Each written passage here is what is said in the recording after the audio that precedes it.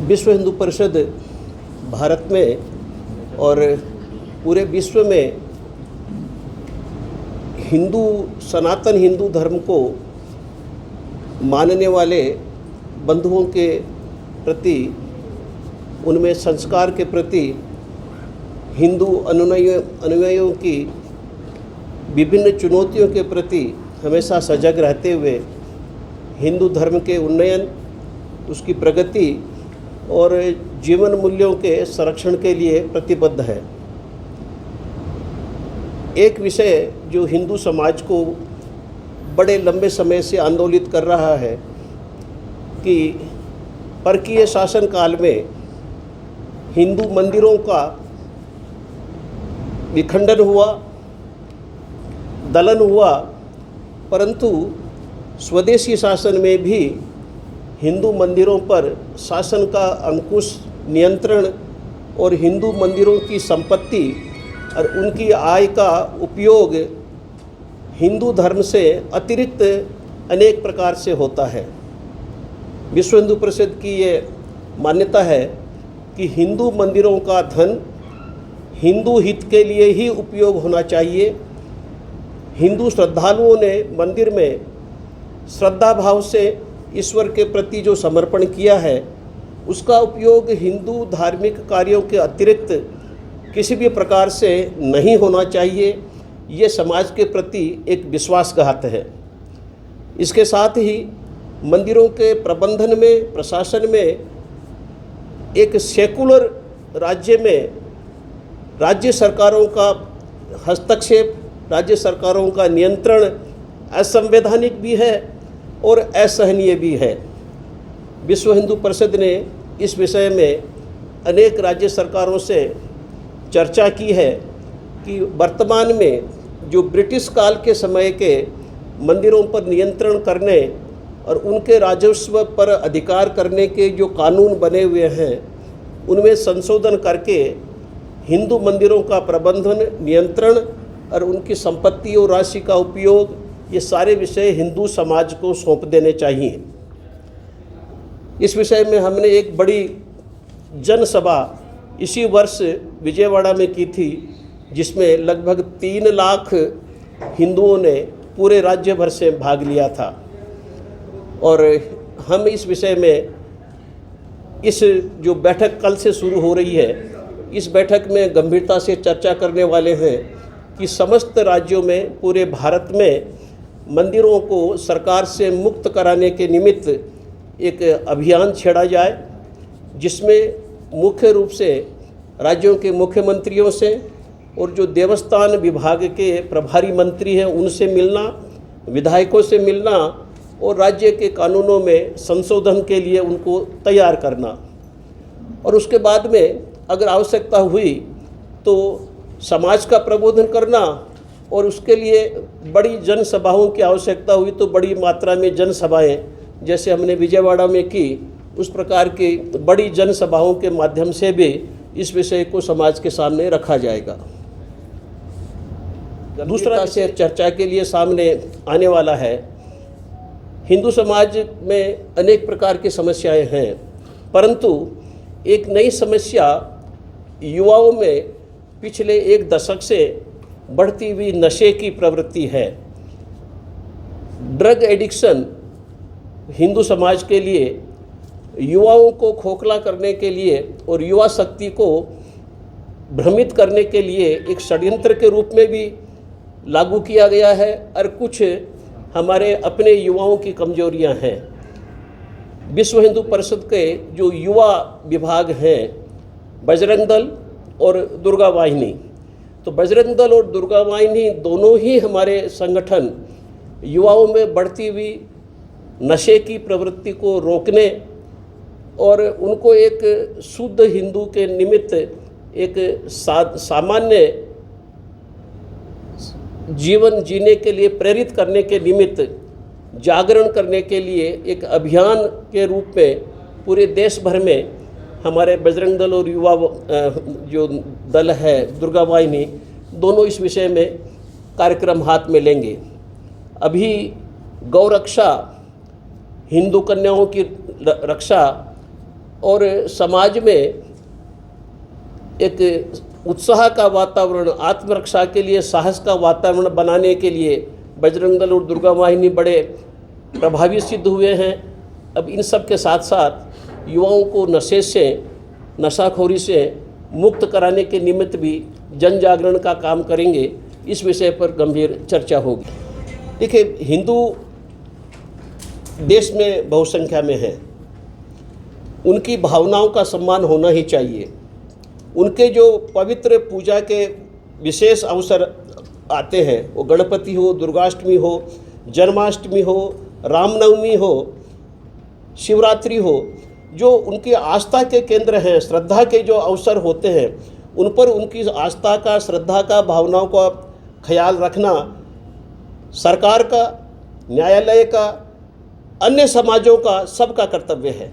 आप बहुसंख्यक समाज की भावना को दरकिनार करके देश नहीं चला सकते। और इसमें कोई विशेष बात भी नहीं है। वर्ष के कुछ दिन जो विशेष पूजा के अवसर होते हैं, उन पर अगर मांसाहार नहीं होगा, मांस की बिक्री नहीं होगी, तो ये तो एक परस्पर सौहार्द को बढ़ाएगा। इसलिए हमारी मान्यता है कि जिस प्रकार से अन्य समुदायों के त्योहारों पर पूरा हिंदू समाज उनका सम्मान करता है, किसी प्रकार की उनकी भावना को ठेस नहीं पहुंचाता, उसी प्रकार हिंदुओं के त्योहारों पर, पर्वों पर उनकी भावनाओं का भी सम्मान हो और अन्य समुदाय और शासन तंत्र और न्याय तंत्र किसी प्रकार के हिंदुओं की भावनाओं को ठेस नहीं पहुंचाए। ये एक स्वाभाविक अपेक्षा है और विश्व हिंदू परिषद की इसमें एक स्पष्ट मांग है कि ऐसे अवसरों पर मांसाहार की बिक्री कम से कम उस एक दिन के लिए तो रोक देना बहुत ही न्यायोचित है। सर, एक विश्व हिंदू परिषद राजनीतिक दल नहीं है। एक लोकतांत्रिक देश के नागरिक और संगठन होने के नाते सबकी अपनी अपनी राजनीतिक प्राथमिकताएं होती हैं, हमारे कार्यकर्ताओं की भी हैं, परंतु ये सोचना या कहना कि भी हमारा शासन है, ये संवैधानिक रूप से भी गलत और व्यवहारिक रूप भी सही नहीं है। ये सही है कि जो हिंदू हित की बात करता है, विश्व हिंदू परिषद के कार्यकर्ता ऐसे हर दल को सपोर्ट करेंगे, वो भाजपा हो या कोई अन्य दल भी अगर हिंदू हित की बात करेगा तो हम उसको सपोर्ट करते हैं। इसलिए हमारा ध्यान राजनीतिक दल, सरकार किसकी है, उस पर रहने के अपेक्षा अधिक ये रहती है कि कौन सा दल हिंदू हित की बात करता है, उसको हम समर्थन देते हैं। और उनका शासन आता है, वो कैसे काम करते हैं, हम कोई प्रेशर ग्रुप नहीं है। विश्व हिंदू परिषद समाज में हिंदू मूल्यों के प्रति, संस्कारों के प्रति जागरण पैदा करती है।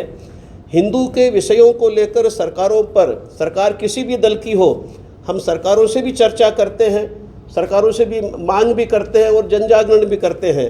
तो अगर कोई किसी भी राज्य में किसी भी दल की सरकार है, हिंदू हित में काम नहीं कर रही है या हिंदुओं के हितों पर कोई कुठाराघात हो रहा है और सही प्रकार से सरकार का हमको सहयोग नहीं मिलता है, तो उन सरकारों से, सभी से, किसी भी दल की हो, हम एक ही प्रकार से निवेदन भी करते हैं, जन जागरण भी करते हैं और जब जब आवश्यकता होती है आंदोलन भी करते हैं।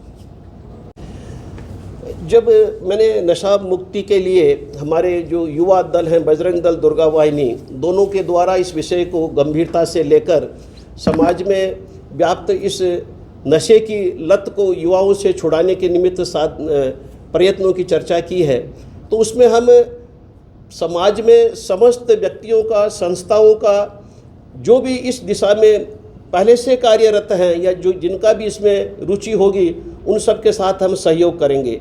अकेले बजरंग दल या अकेले दुर्गा वाहिनी इतनी बड़ी सामाजिक समस्या का समाधान नहीं कर सकता। इसमें शासन भी सम्मिलित है। शासन द्वारा भी, राज्य सरकार और केंद्र द्वारा भी इस विषय में समय समय पर नशा मुक्ति के विभिन्न प्रयोग किए जाते रहे हैं। अब हमने हमारे युवा दल को भी ये दिशा हम देने वाले हैं कि वो भी इस विषय में समाज में पहले से चल रहे जितने भी प्रयास हैं उनके साथ सहयोग करें, अपनी योजनाएं बनाएं, उसमें शासन का भी और अन्य सामाजिक जो कार्यकर्ता हैं, व्यक्ति हैं या संस्थाएं हैं, उन सब के साथ सहयोग करके हमको समाज में एक नशा मुक्ति का वातावरण पैदा करना है।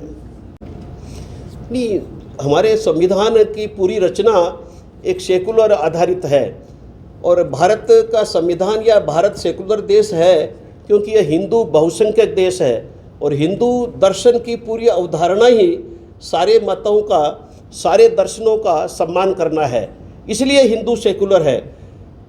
हमारा संविधान सेकुलर इसलिए नहीं है कि कुछ नेताओं ने या संविधान के ड्राफ्ट्स में निर्माताओं का विचार संविधान था।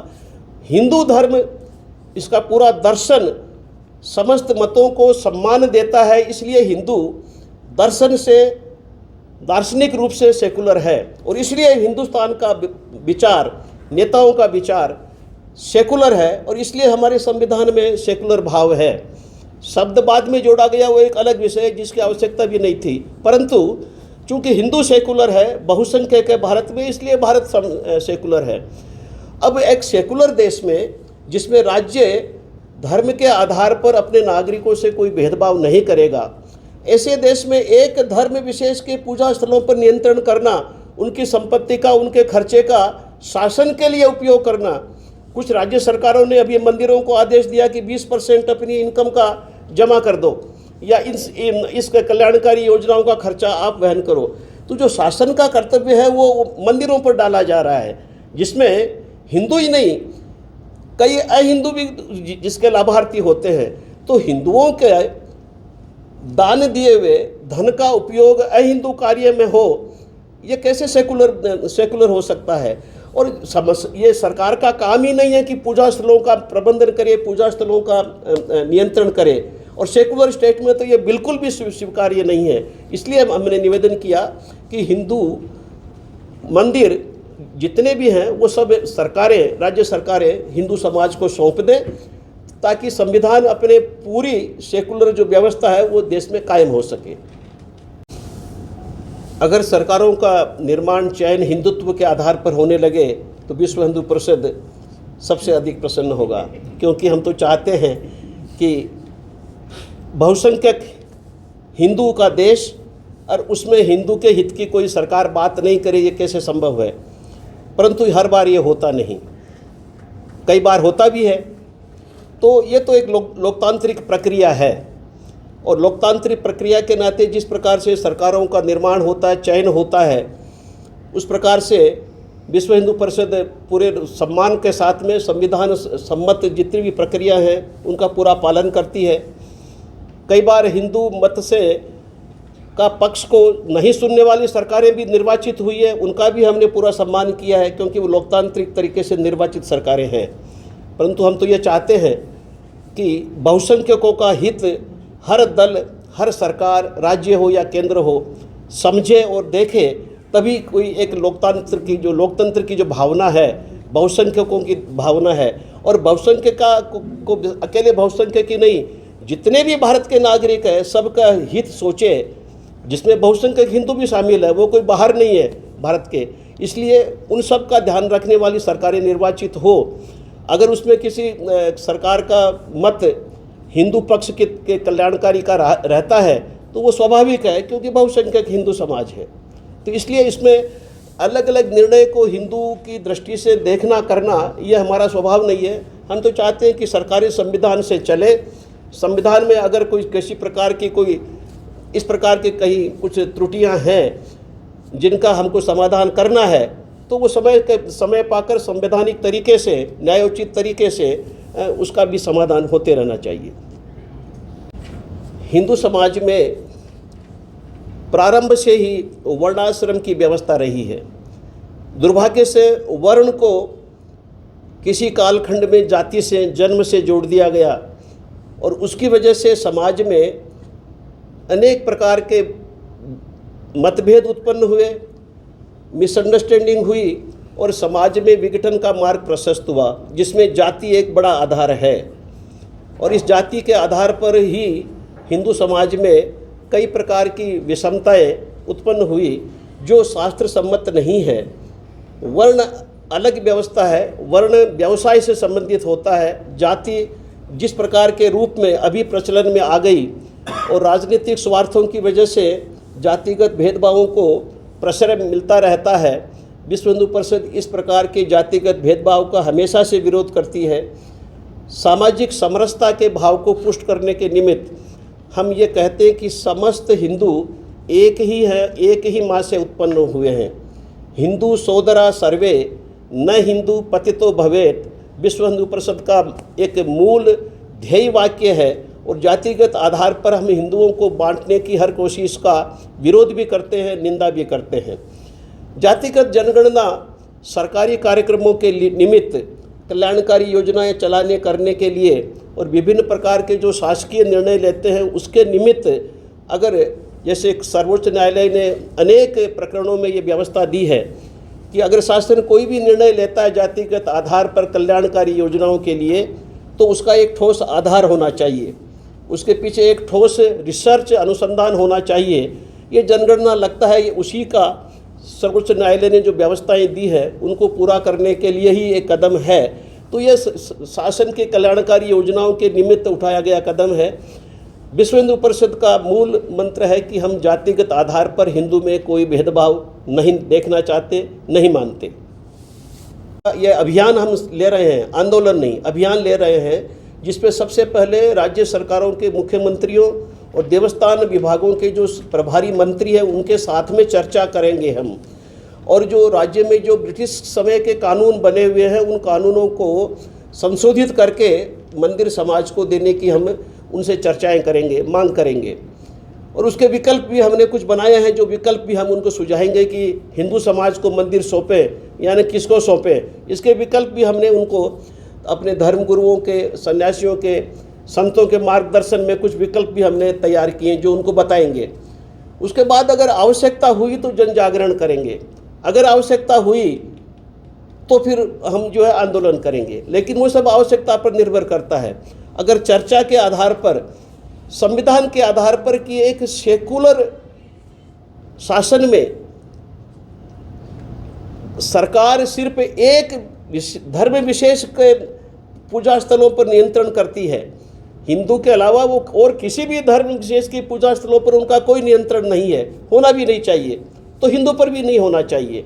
तो कानूनी आधार पर, संवैधानिक आधार पर, औचित्य के आधार पर हमें विश्वास है कि सारे मुख्यमंत्री और जो देवस्थान विभाग के पालक मंत्री हैं वो हमारा दृष्टिकोण समझेंगे, मानेंगे। इसलिए हमने कहा कि हम इसको शुरुआत में संपर्क के माध्यम से इस विषय को एड्रेस करने वाले हैं।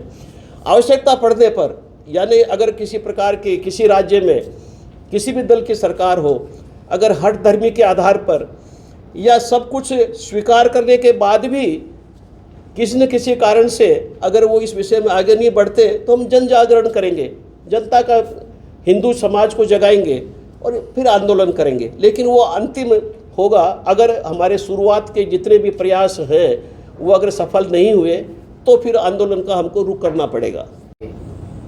देखिए, हम एक अखिल भारतीय संगठन है और साल में 2 बार हम प्रत्येक प्रांतों से सारे कार्यकर्ता एकत्र आते हैं, जून जुलाई में और दिसंबर जनवरी में। और इस बैठक को आयोजित करने का या आतिथ्य करने का हम प्रांतों को बाई रोटेशन हम अवसर देते हैं। अब ये प्रांत पर निर्भर करता है कि वो अपनी सुविधा से अपने प्रांत में कहाँ पर इस बैठक का आयोजन करता है। केंद्र से कोई स्थान को लेकर के किसी प्रकार का आग्रह नहीं होता, तो हर प्रांतों में बाय रोटेशन देश के हर भाग में, उत्तर, दक्षिण, पूर्व, पश्चिम, मध्य, सभी जगह इन बैठकों का आयोजन होता आया है। देवगिरी प्रांत में हमने बैठक ये आयोजित की है, तो इसमें प्रांत के जो अधिकारी हैं उन्होंने अपनी सुविधा से और जहाँ पर कार्यकर्ताओं का मन है, जहाँ पर कार्यकर्ताओं की क्षमता है, जहाँ पर व्यवस्था के लिए उपलब्ध सुविधाएं हैं, उसके हिसाब से इसका स्थान का चयन हुआ है। इसके पीछे कि कोई विशेष दृष्टि नहीं है कि हम नगर में करें, शहर में करें। कई बार हमारी कुछ बैठकें तो जंगलों में भी हुई है, लेकिन वो निर्भर करता है जो आतिथ्य प्रांत है उसकी अपनी सुविधा और व्यवस्था की क्षमताओं पर। सब अगर कहा जाए तो महाराष्ट्र में आने वाले समय में इलेक्शन देखिए किए जाने वाले, चुनाव होने वाले हैं, उसका कहीं तो भी भाजपा को फायदा हो सकता है, इसलिए यहाँ पर ये प्रोग्राम महाराष्ट्र का जलगांव में किया गया, ऐसी भी चर्चाएं चल रही है। जैसे मैंने निवेदन किया, विश्व हिंदू परिषद शुद्ध सामाजिक और सांस्कृतिक संगठन है। लोकतांत्रिक देश के नाते हमारे कार्यकर्ताओं की भी एक राजनीतिक प्राथमिकताएं हो सकती हैं।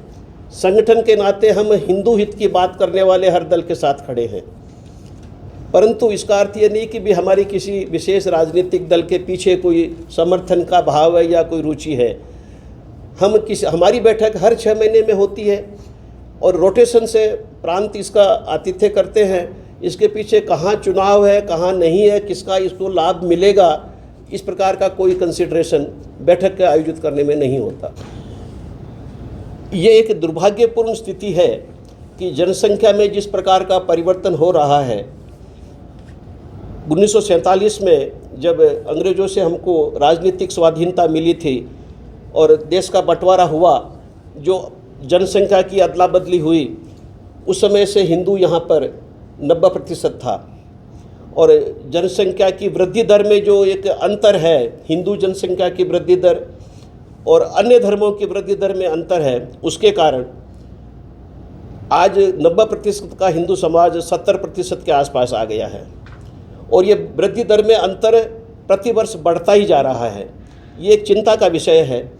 ये चिंता का विषय पूरे समाज के लिए होना चाहिए, सिर्फ हिंदुओं के लिए ही नहीं है। जो भारत राष्ट्र से प्रेम करते हैं उन सब के लिए चिंता का विषय है, क्योंकि अनुभव सिखाता है कि जिस जिस क्षेत्र में हिंदू घटा वो क्षेत्र कालांतर में भारत से कट गया। पूरा इतिहास इस बात का साक्षी है।